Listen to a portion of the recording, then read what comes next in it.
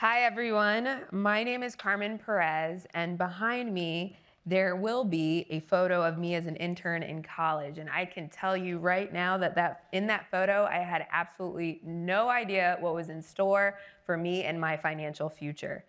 To give you a little context, I had just finished my internship in Florida working at MetLife. And then I hustled and networked my way into a year-long paid internship up here in their New Jersey office while I was going to school full-time. And while that internship kept me fed during my junior year in college, little did I know that that 1 year at Rutgers would come back to haunt me years later. And that's why I'm here today, to talk to you all a little bit about my story and my journey, and to give you the advice that I wish I had when I was your age that could have helped me later on in life. All right, so I'm gonna go really quick here. This is the fast part in my background. So let's start at the beginning, and please don't blink because I'm gonna go really fast and talk really fast through this part.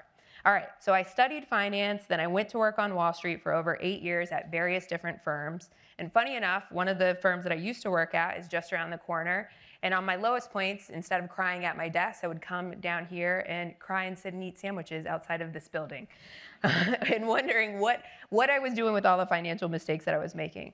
And during that time, I was making a lot of very, very, very bad financial mistakes. I had terrible credit. I had lost a job offer because I had terrible credit. And I wasn't saving any money when I had all the opportunities and chances to do that. But that wasn't bad enough.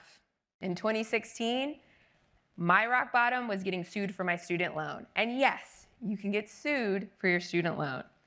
But on the other side of that, the glow up, as I like to say, I ended up eventually paying off $57,000 of debt in 2 years and 9 months. Come on, y'all hype me up, because like Berna said, that's a lot of work, all right? All right? I ended up paying off the $57,000 of debt in 2 years and 9 months. That debt allowed me to go on and learn how to code and switch careers from traditional finance into tech. I became a software engineer and then eventually started my own venture-backed company, being one of the less than 2% of Black women that have gotten funding, right? Thank you, thank you, thank you. And my company is called Much, and Much helps individuals do what we're all here to do today, is get better with money, all right? So from all of this, all of my financial mistakes, I wish I would have known when I was in your shoes that the money habits that you're actually building right now actually matter and will matter 10 years from now. And I'm not saying this to scare you, right? Because you have plenty of time to make all the mistakes and fix them. I am a living testament of that. But I can't stress this point enough to you all where you're at in your journey right now, which is how you manage a little will be how you manage a lot, all right? So what does that mean? Let's take, for instance, the importance of the entrepreneurial spirit. It's a driving force in my life, and I'm sure perhaps a driving force in some of you all's lives because you come up against this opposition, and you've learned that it's okay to fail. And I've failed plenty of times over all the mistakes, as y'all have now heard my dirty laundry. I've failed more times than I could count. And those small failures will happen, and learning how to deal with those smaller failures in a productive and purposeful way will allow you to navigate the more challenging ones. Because remember, how you manage a little is how you manage a lot, okay? And right now, you all are at a pivotal point in your life right now to make good decisions around debt and money in general. And it will allow you to be able to leverage your money and make it work for you so much more in the future. So, with that said, unlike for me in the beginning, debt can actually be your friend if managed properly, but it can also be your adversary if you let it, right? Either way, it's nothing to be scared of because debt, like any other money tool, it is a tool and can be leveraged for your future, and you can use it. If you leverage it the right way, it'll be great for you. There you go. Debt for me allowed me to go to school. It opened doors and gave me more opportunities than I could have ever imagined, but I didn't use it in the right way or as an effective tool when I had the opportunity and chance to do that. So for example, when I got my first credit card, I'm pretty sure I was in high school. I was working part-time, I had a part-time job in high school, and the limit was about $300. And you know, like I've said before, what you do with a little is how you're gonna manage a lot. My $300 limit at the time was a little and a lot. I don't know which one, but it was enough for me in high school. When I had the smaller limit, I would often max it out on random things, impulse purchases, and then turn around and borrow money from my friends or my mom when I needed, for stuff that I actually needed. What I could have done differently, instead of maxing out my credit cards on random things, I could have built my credit in a sustainable way while investing in myself for the future on things that I could have actually, that would have helped me in the long run, right? So my internship, I don't have that picture up there anymore, but those were clothes, and my outfit was from JCPenney. I bought that, all right? Fast forward beyond high school and college, I always wanted to start my own business and be an entrepreneur, but I didn't have a healthy relationship with managing money. And as I said earlier, I had terrible credit for a very long time.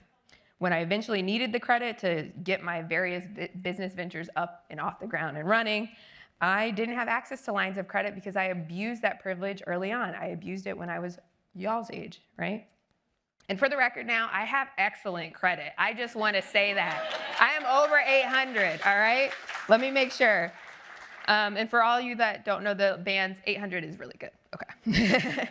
Needless to say, it's important to build healthy money habits now, and you can do that by getting curious and doing your research and taking in all the advice that you've heard here today. I see some of y'all are taking notes, which is fantastic, all right? So I'm gonna give you some quick tips on how to do this. For starters, making sure going forward you keep your debt to an absolute minimum, or only take on the debt that will serve you for your future and provide you with some type of return, AKA college. You know, it's totally okay to take that on. Or putting, you know, your internship clothes on a secured credit card because you want to build your credit, and then you're also investing in the wardrobe that you'll need to be able to do your internship, all right? And it also looks like minimizing your debt. So you could look at post-career options now and understand what your student loan payback trajectory will look like relative to what you expect to make for your starting salary. If you have a summer job or you're working full-time while you're in school, you can start budgeting, to Berna's point, and building a healthy relationship with money, which includes only putting charges on your credit card that you expect to pay in full every month. Do not be like me, okay?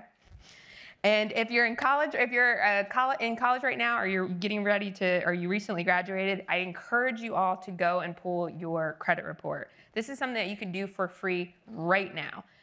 You write down all the debt that you currently have and figure out if you can start making payments towards that debt right now while you're in school. And if you can't, I want to encourage you to continuously remember to apply to grants and scholarships. The one thing, if you want to be a business owner and want to run a startup one day, they don't tell you that you'll spend a lot of weekends applying to grants for money, all right? And if you're in high school right now, I encourage you to do your research when it comes to college costs.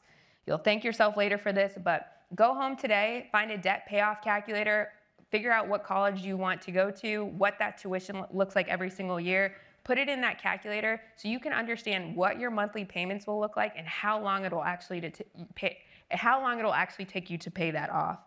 It might, you know, be a big trade-off for you when you're looking at that in terms of what school you want to go to in order to be able to manage your debt in a productive way.